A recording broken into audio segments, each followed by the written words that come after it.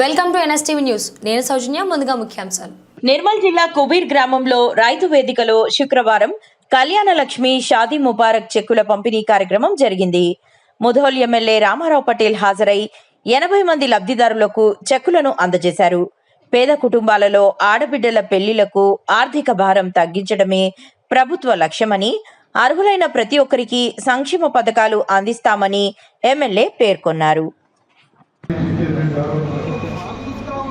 కుబేర్ ప్రతాపూర్లో సర్పంచ్ గారు, ఆత్మ చైర్మన్, మాజీ ఎంపీపీలు, మాజీ సర్పంచ్ ముదూరుకు కుబేర్కు అన్ని విధాలుగా అండంగా ఉంది.